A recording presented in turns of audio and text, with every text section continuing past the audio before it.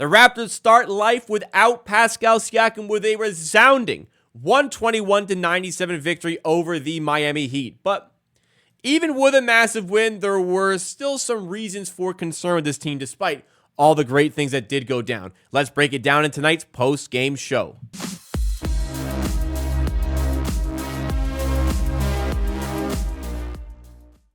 Reminder, guys, we do content like this for every Raptors game, so make sure you are subscribed to the channel. Keep updated with everything we're dropping here, and join the Amateur Hour Army today by subscribing, helping us grow the channel, grow the brand, and find some more Raptors fans here. And the Raptors, well, at the very least, the Raptors today, they've committed to a specific direction here. They are intent on retooling, perhaps even going as far as rebuilding, as Pascal Siakam is traded to the Indiana Pacers for 3 first-round picks, along with some, Kira Lewis, Jordan Nwora, and perhaps Bruce Brown, the player that they can flip. But they start life without him. They still had a game today, and they come away with a resounding victory.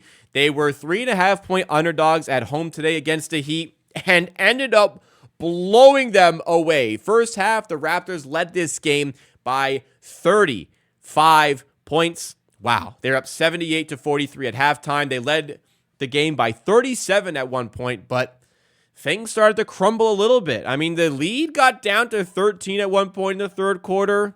It got a little bit scary.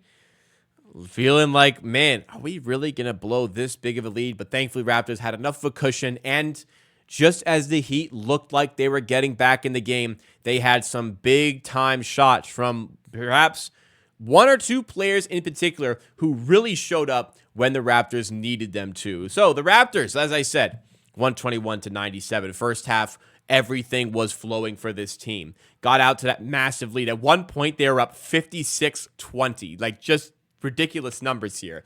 But not all it was. The Raptors were doing a phenomenal job defensively, a phenomenal job offensively. Credit to the coaching staff for the game plan out the gate to get this team set for success. They came out with a large amount of intent in what they wanted to do. They were moving the ball really well. And the big thing that was different for this team is they were knocking down every shot. The game becomes real easy when you're hitting every three possible, and that's just what the Raptors were doing. They had 4 3-pointers in the entire game on Monday against the Celtics. They had 4 3-pointers in the first 3 minutes of this game, pretty much. It was just over 3 minutes. In the end, they had 14 3-pointers in the first half. They'll finish the game with 20 3-pointers. When you're hitting threes, everything's flowing. The ball's moving. The Heat have to close out on everything. You're able to attack those closeouts. There's more space on the inside. And you still have those kick-out opportunities for all these players who are dialed in from three, like Gary Trent, who had by far his best game of the season tonight, and other players who also chipped in from three. We'll take a look at the box score in just a little bit. Now, the second half is where things started to crumble a little bit. Like, I get it. They still won by a lot in the end, but possible reasons for concern.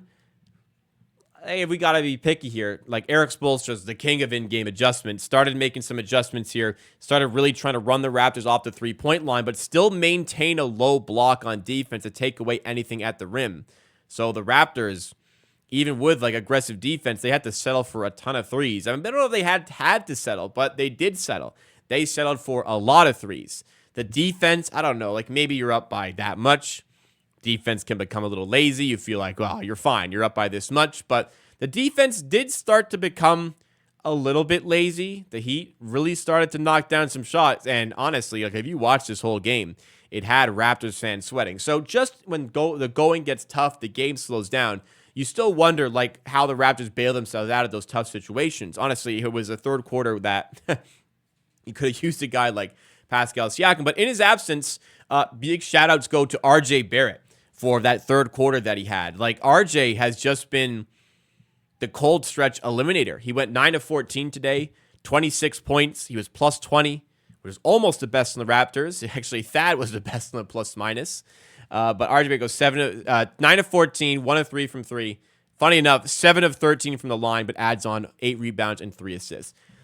Just having a player like RJ who can consistently put pressure on the rim and does consistently put pressure on the rim is very relieving. And we've had these cold stretches since we acquired him where he's had to bail us out. And it felt like in the third, when we needed him to, he did bail us out. Like, Scottie Barnes has the ability and definitely like the talent to be that sort of guy, but the demeanor has just been somewhat strange a little bit recently. Like when we really need a bucket, it's not kind of him you want him to take over. It's not really happening. RJ Barrett is being that guy. In the fourth quarter, when the Raptors needed shots to fall, Barnes came up with some special jumpers. I don't even know what to say. I'm just saying, like, I'd like to get to the rim a bit more, but some amazing jumpers from Scottie Barnes took place in the fourth quarter, and he had a great game as well in the end. 20 points on 9 of 16 shooting. Only the 1 of 6 from 3. Want to see him rely on getting to the rim a little bit more. We're seeing the jump shots start to fall a little bit for the player. The percentages start to fall a little bit for the player. It's not falling in the game. So just a little bit less reliance on that aspect.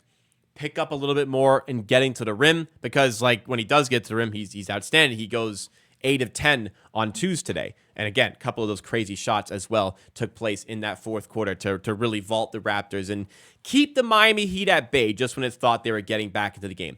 What I didn't love about Scottie's performance tonight, especially start of the fourth, it felt lazy.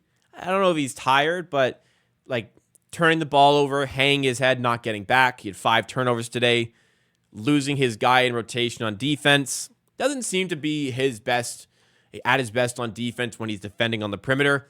Very much like when he's down low as a help defender, as a rim protector, getting rebounds. That's where he's at his best. So perhaps Darko needs to finagle a way for him to have that role more often. But offensively, he was great today. As I said, 8 assists as well.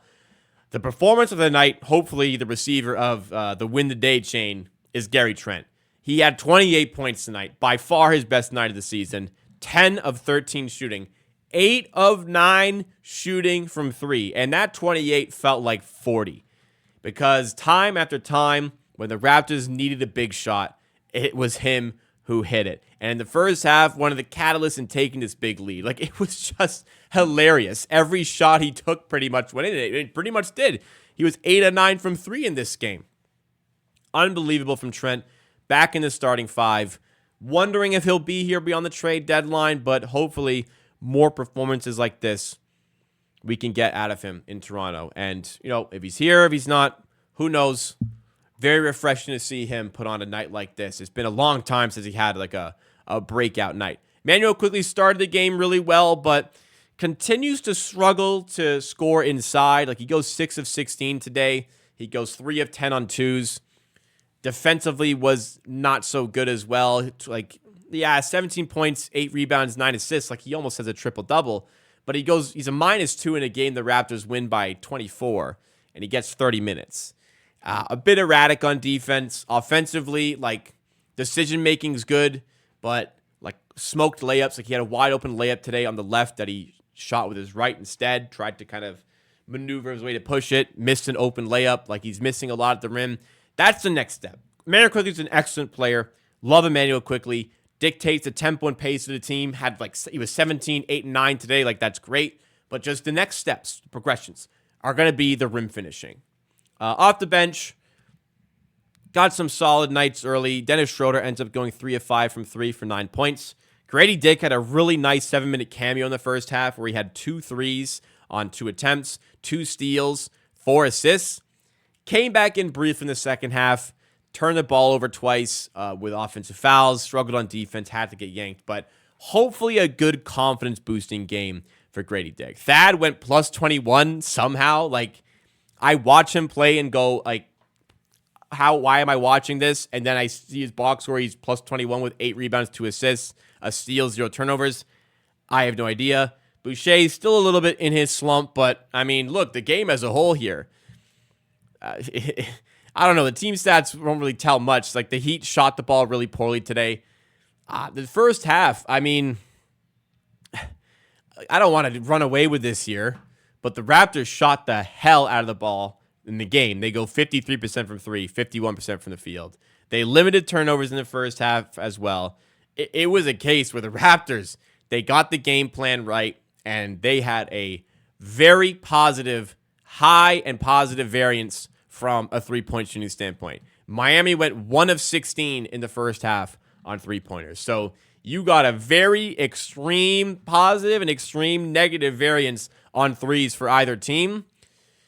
Raptors made life difficult on the Heat. The Raptors ball movement made it easier for them to take those shots, but I don't think it's very realistic to say that this is something the Raptors can sustain.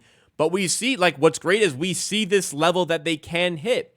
We see the highest of highs they can go, but in the midst of that, unfortunately, we see how low they can go as well. 16 third quarter points, which isn't even half of what they got in the first or second quarter. So, I don't know. We really have to see what's going on here. This is only the second game this season that Siakam has not played. Obviously, he won't be playing anymore for the Raptors, so we'll have to adjust. The adjustments that were made was perhaps a little bit more ball movement, sometimes maybe a bit too much in the second half, in the third quarter in particular. Excuse me. Perhaps a little bit too much in the third quarter in particular from a ball movement standpoint, but so far, life without Siakam, I mean, it's sad to see him go. I have my full thoughts on the main channel, but it's refreshing to at least know the Raptors have chosen a direction here. The centerpiece is Scotty Barnes. Let's try to tool around him.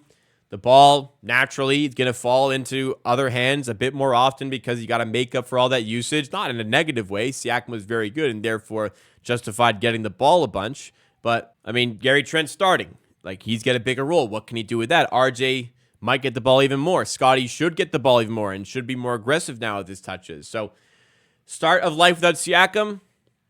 Hard to be upset with a 24-point win. Absolutely blew them away in the first half. Let's see if we can bring this same fight on the second night of the back-to-back as the Raptors take on, in the next game, the Chicago Bulls. Let's hope they have enough energy to do it.